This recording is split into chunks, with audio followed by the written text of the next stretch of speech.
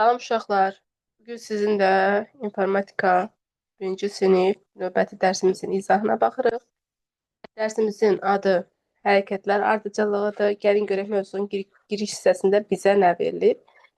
Giriş hissədə gördüyünüz şəkildə, birinci şəkildə qız torpağı qazır. İkinci şəkildə isə torpağa çiçək əkir. Üçüncü şəkildə isə artıq əkilmiş çiçəyə su verir. Uşaqlar, deyin görün biz birinci şəkil və üçüncü şəklin yerini dəyişə bilərikmi? Yəni biz torpağı qazmamışdan öncə gülə su verə bilərikmi?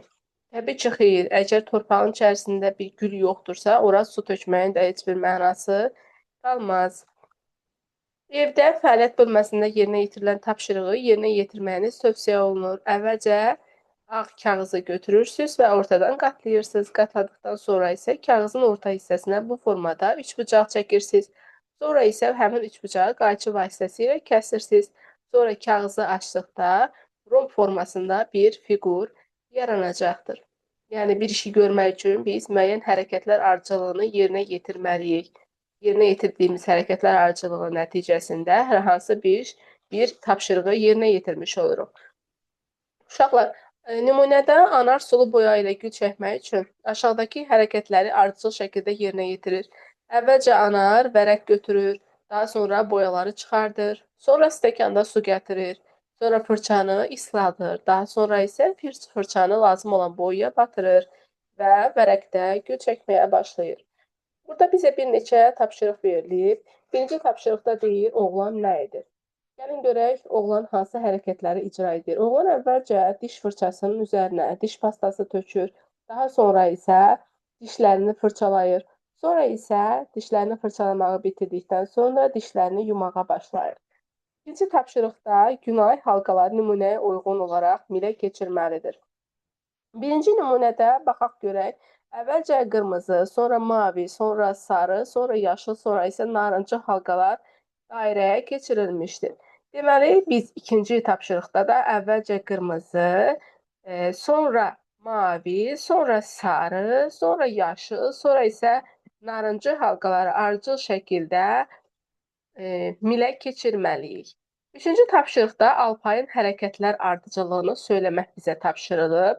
Gəlin görək, bu hərəkətlər ardıcılığı hansılardır?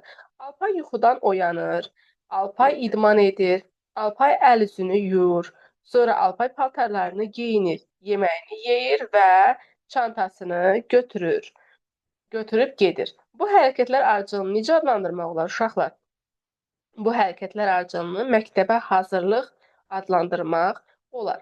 Daha sonra isə 4-cü tapşırıqda uşaqlar volanı ağacdan necə götürə bilər deyir. Burada uşaqlar tenis oynayırlarmış və volan təsadüfən ağaca ilişib qalıb. Burada uşaqlardan biri gedib nərdivan gətirə bilər, digəri nərdivanı saxlayar və o qalxıb volanı ağacdan götürə bilər. 5-ci tapşırıqda deyir, hər iki hal üçün hərəkətlər ardıcıllığını müəyyən edin. Birincidə rəssam gül şəkli çəkir. Uşaqlar, əgər rəssam gül şəkli çəkməyə başlayırsa, biz bilirik ki, əvvəlcə bir ləçək çəkəcək, sonra bir ləçək daha əlavə edəcək, bu da olacaq 5-ci şəkil, sonra bir ləçək daha əlavə edəcək, olacaq 2-ci şəkil, sonra bir ləçək daha əlavə edəcək, olacaq 1-ci şəkil və sonra bir ləçək daha əlavə edəcək, olacaq 4-cü şəkil. Sonra deyir, qız gülün ləçəklərini bir-bir qoparır.